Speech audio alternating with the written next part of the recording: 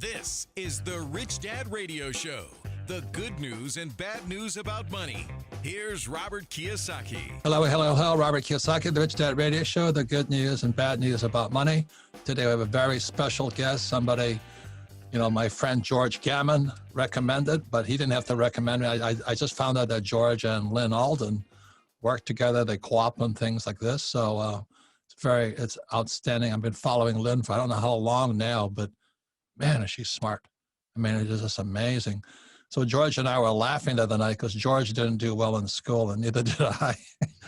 I flunked out twice, my sophomore year and my senior year, because I can't write. And it wasn't that I couldn't write. The teacher didn't like what I was writing. How dare you criticize the teacher? I said the teacher was an idiot, so she gave me an F for some reason. But I went to my high school reunion, dark in the dark ages, and I took my wife, Kim. And I walked up to this woman named Sylvia. And I went up to Sylvia and I said, "Hey, Kim, this is Sylvia. This is the girl I sat through all the way through high school." And I said, without Sylvia, I would have flunked out completely. And Sylvia says, "He didn't sit next to me during school. He only sat next to me during test time." And he said, the other time I jumped out the window, went surfing. So the reason I was laughing with George Gammon, I said, Lynn Alden, if I was in school with Lynn Alden, I'd be sitting next to her at test time. Anyway, so that's why I've enjoyed it. And, the Rich Dad Company, we're really blessed because we have very smart women. The men are duds, but the women are really, really smart. So anyway, Lynn, with that said, welcome to the program. And I'm glad George encouraged you to come on our program. Hey, thanks so much for having me. Yeah, I've enjoyed working with George over the past year as part of his, his membership program. And so, it's led to a lot of good conversations. Yeah, I mean, well, you remind me of, I'm writing a book again with Jim Rickards, and the two, you and Rickards have the same type of, I call you guys fire hoses. I don't know how you guys can come out with so much information so fast. I'm kind of Joe Biden. I have to think for a while, a couple of years. But anyway, so Lynn, please give us, I understand you're an engineer, but how in the world did you get so smart on the macroeconomic system running the world? I mean, that's what blows me away. That's why I listen to you, because you cannot deliver what you know in an hour. It's impossible, right? I guess two things. One is, if you're passionate about something, then you're more incentivized to dig into it, right? So if you're only superficially interested in it, you're more willing to accept like surface answers or not take the effort to go in. But if something's kind of inherently exciting to you, you're more likely to go in it. So for example, I'm terrible with music. Every time I try to learn an instrument, I can't get the momentum up, and I'm slow. But when it comes to how the world of finance works, for whatever reason, that just clicks with me. So I go deep into the rabbit hole, and because I come from an engineering background rather than an economics background, I like to go down to first principles, down to the numbers themselves, and then try to reconstruct what's happening rather than kind of taking existing models as kind of my core foundation. So what kind of engineering were you in? Electrical. Holy mackerel. No wonder you're so, no, I mean, electrical guys are the smartest of all the engineers, and no, I'm not kidding, because anyway, it's complimentary, but I think that's why I think you think in networks, if you know what I mean.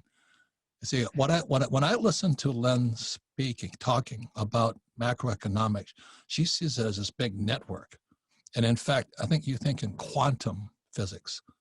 In other words, I focus a lot on control systems. And so part of my background was building control systems. And so the way that control systems work, like if you think of a thermometer, right? So every time it senses the temperature goes too high, it kicks in a reaction response, and then it cools the air. And every time it goes too cool, it kicks in the opposite response and it heats it up. And that's how a lot of macroeconomic systems work. Whenever there's something happening, often policymakers end up putting themselves in the position of the thermometer. So they come in, if deflation's happening, they come in with an inflationary response, and all these different kind of feedback loops. And so the background in control systems kind of goes well with that. So if I could explain why it's Newtonian versus, it's quantum versus Newtonian. Newtonian, Newton's physics was action and reaction. And quantum physics was the the bigger picture. What happened if you had this reaction or that reaction? What was the temperature? What happened outside of it? So that's why every time I listen to you, I'm thinking about this in quantum physics versus Newtonian physics. No, because I'm pretty Newtonian. I go up, down, left, right. That's about it. And every time I listen to you, I get well, this happened, or this happened. I'm going, holy man, I got to hang on with it. Like I'm going down a roller coaster, not a roller coaster. I got to hang on for dear life. But anyway, the question, the Rich Dad audience is like me, pretty slow and stupid. No, not really, but we're not, we don't, we want to keep it simple is what I'm trying to say. So there's some, I notice when you're speaking, the same as George, there's something driving you guys. And it's that drive. Like, I don't know how much longer this financial system can last. And so that's why if we could start from that point, let's start with the end and what you see. What does your crystal ball say? And then you can fill in because I think there's something driving you, something driving me too. And I see the end, and I see the end coming. Yeah, so my long-term outlook is to eventually see a higher rate of inflation with a degree of currency devaluation. So basically, the money supply would grow very substantially, and the individual buying power of those currency units would go down pretty significantly compared to a variety of hard assets. And so that's kind of the long-term outlook. And so a lot of the work I do is, the probability of getting there and kind of the path dependency, the different kind of decision points that can lead to get there faster or slower than other potential paths. But you also, one of your programs, you talked about the book called The History of the World or something? Lessons of History. Yeah, it was Lessons of History. So Yeah. I ordered that book because you recommend. I haven't got it yet. Yeah. But what I'm really trying to say to people, the reason, once I understood in 1971 when Nixon took the dollar off the gold standard, at that time I was flying in Vietnam, and I knew something was going to change. And that's where quantum comes in versus Newtonian. And I wanted to know what the quantum would be. What would be like the ripple effect?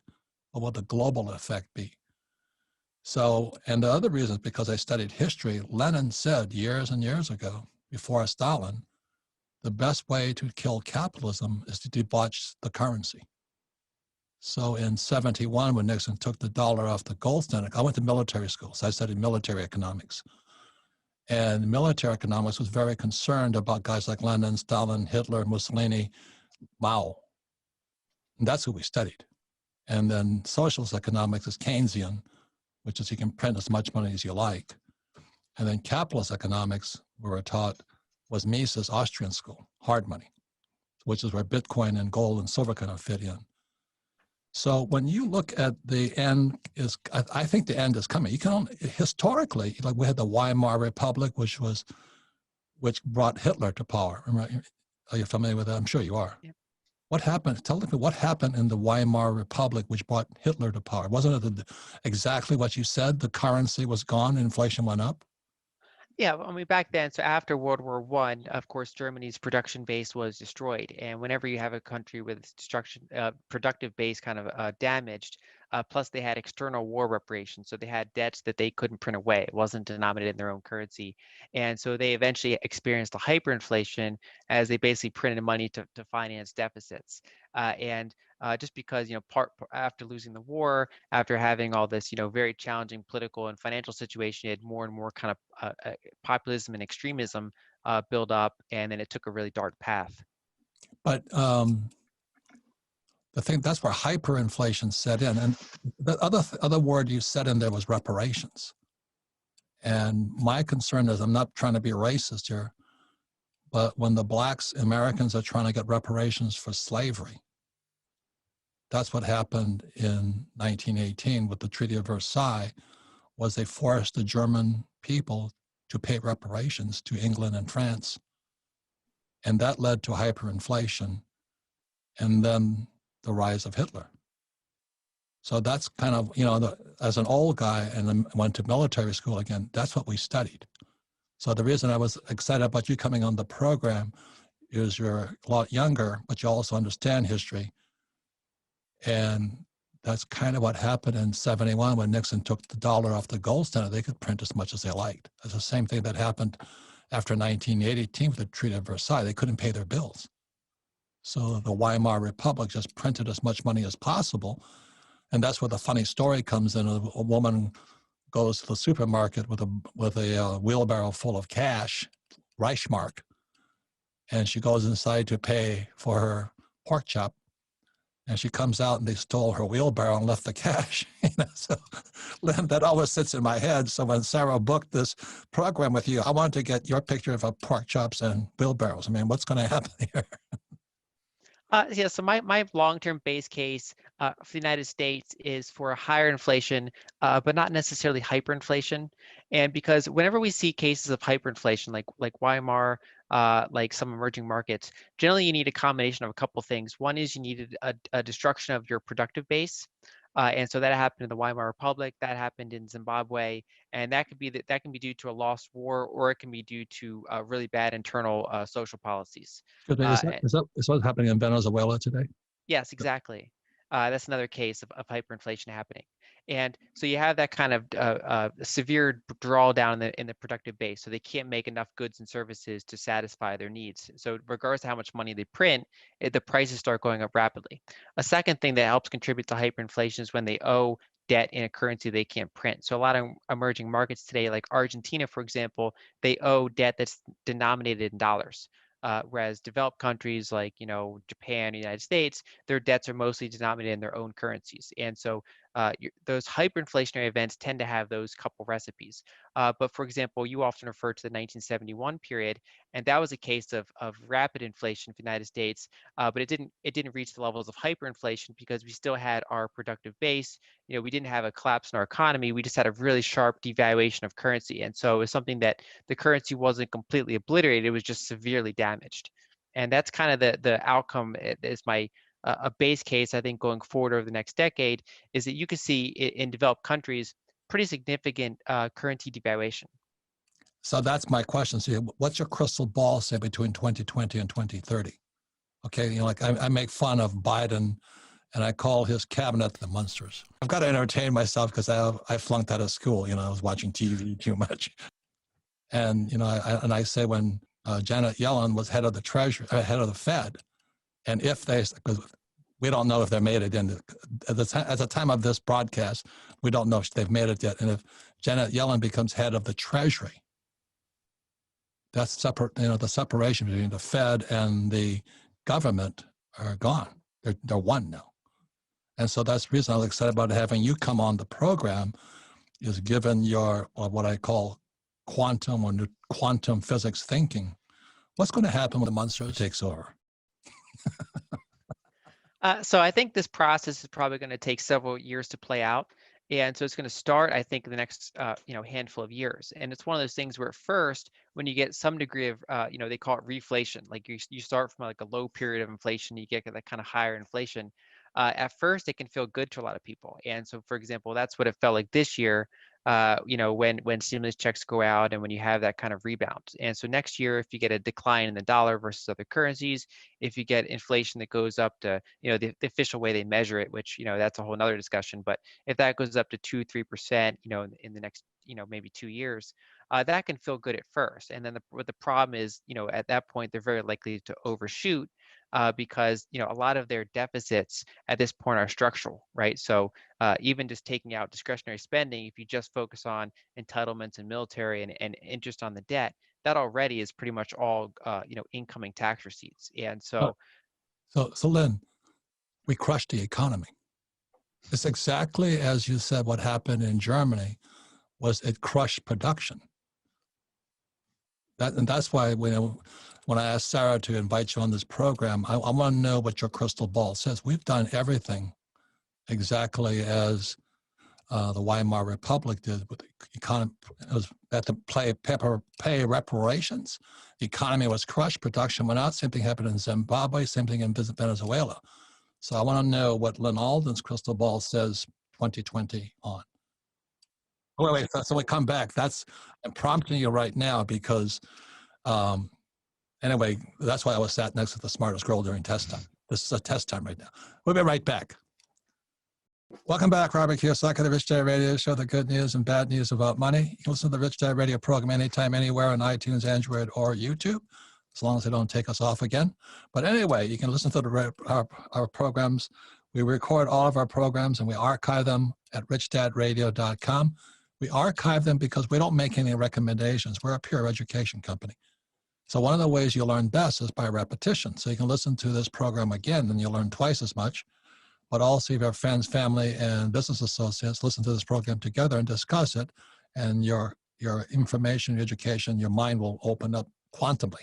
Our guest today is a very special person. It's Lynn Alden. She's associate and partner with George Gammon, another big friend of the Rich Dad company. And like I said, I went through high school sitting next to the smartest girl in class at test time, and Lynn's definitely that smartest girl. I went to an all-male school, so I couldn't sit next to the smartest girl because there wasn't one. But anyway, somehow I made it through. And the reason military school is important is because we studied economics. And there's three kinds of economics. There's military economics, socialist economics, and capitalist economics. And when in 1971, I'd already graduated from school, I'm flying in Vietnam, and Nixon took the dollar off the gold standard. And so that's when it twigged me, because I had different types of education, different economics from what they teach regular kids. So our economics in school and business schools today in the US are socialist, Keynesian. You can print money. That's not what he said, but that's what they interpreted. So we have Lynn Alden, and she is, like I said, that she's an EE, electrical engineer, the smartest of all engineers. She thinks differently. And so when she looks at the current economic system and she studies history, I want to know, how is history going to repeat? That's my question.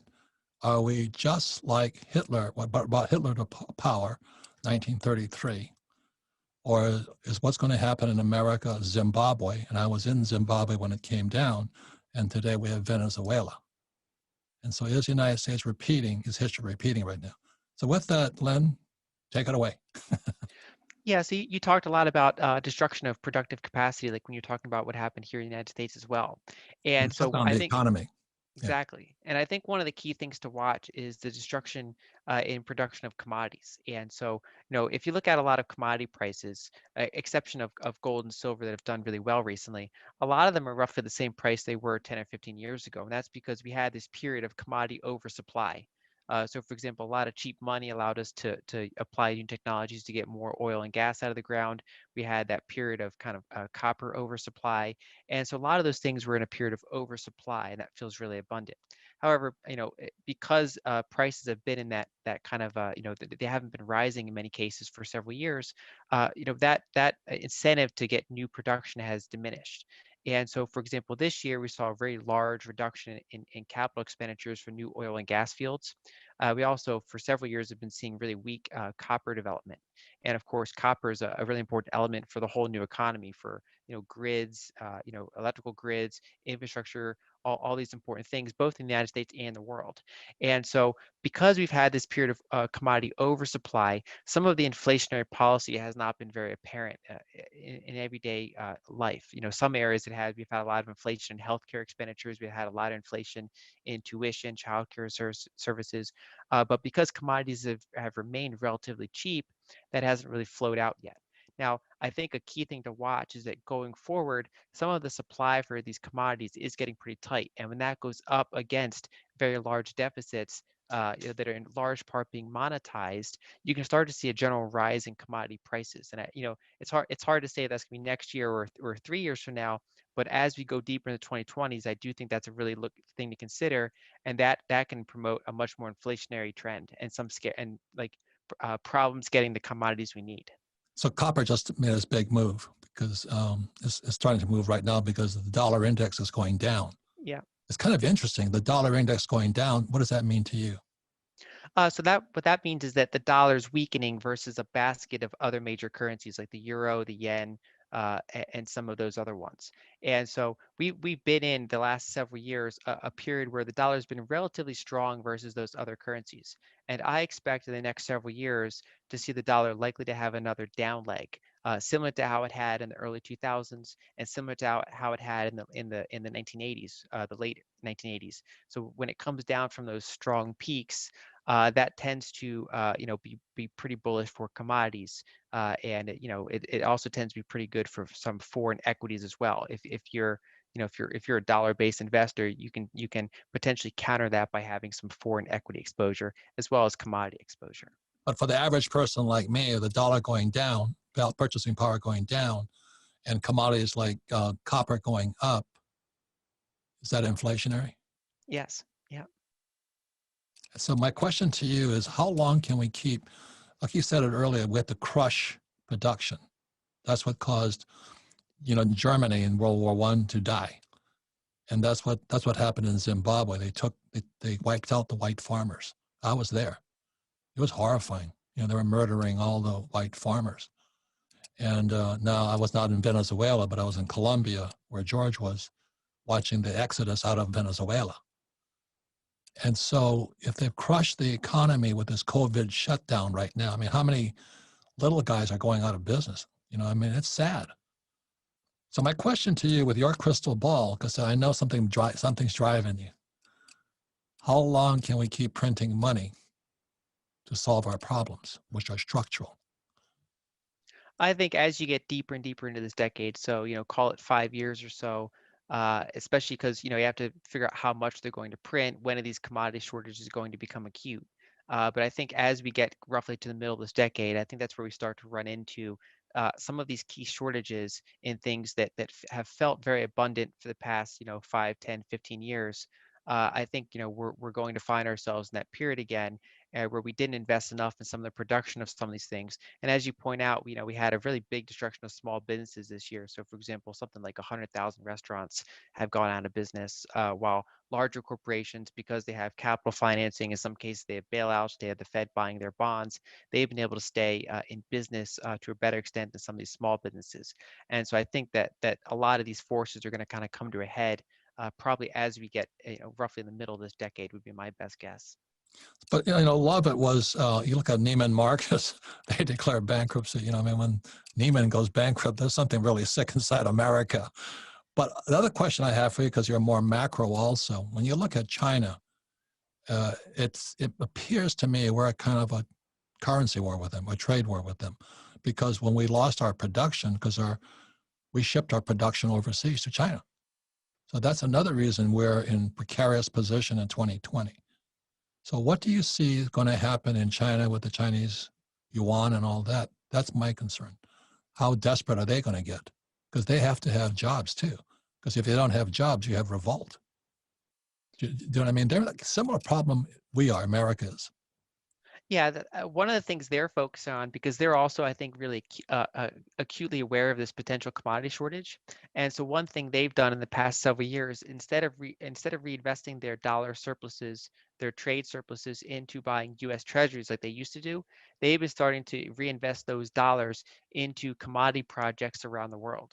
So they're financing oil field development, in Russia, Eastern Europe, Latin America, all throughout kind of Eurasia in general.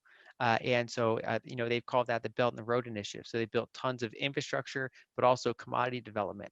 And so that's so far been China's attempted answer. Now we'll see how well that works, but they're clearly trying to make sure they have access to commodities. They're also working on ways to buy those commodities outside of the dollar-based system. So for several decades, only dollars pretty much could buy commodities around the world. So even if France buys oil from Saudi Arabia, they pay for it in dollars, even though it's neither of their currency.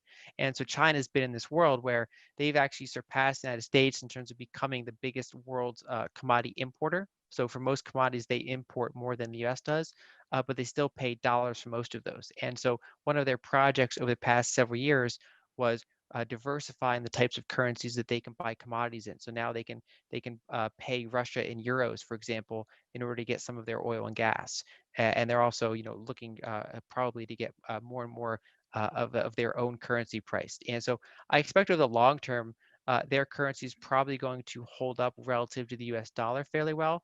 But they also don't want it to let it get too strong against the dollar because they don't want to lose export competitiveness. And I think that's, you mentioned Jim Rickards. That's something that he's emphasized, the idea of a currency war, and that's something we've been in for a while. And I think that's going to persist, especially between actually the United States and the European Union, because they don't want their currency to get too strong relative to the dollar either. And so it's this kind of competitive devaluation. And the winner of that ends up being hard assets, the things that are inherently scarce, whether it's commodities, gold, silver, Bitcoin, things that can't be debased. So that brings up the next question, the euro. What do you see? Because euro, I don't know if you think it's going to hold together, but it's kind of they try to be the United States, but they all hate each other. They hate each other every war. And how are they doing? How's the euro going to hold up? So from a like say a 3-year perspective, I think that the euro could strengthen relative to the dollar.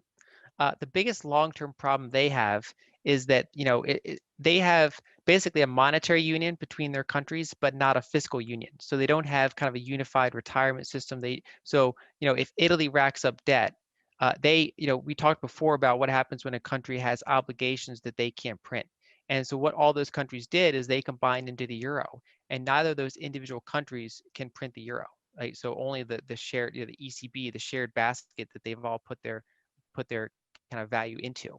And so, Italy has debt, for example, that Italy can't print. And so you have that problem where a lot of those southern countries have a lot of debt.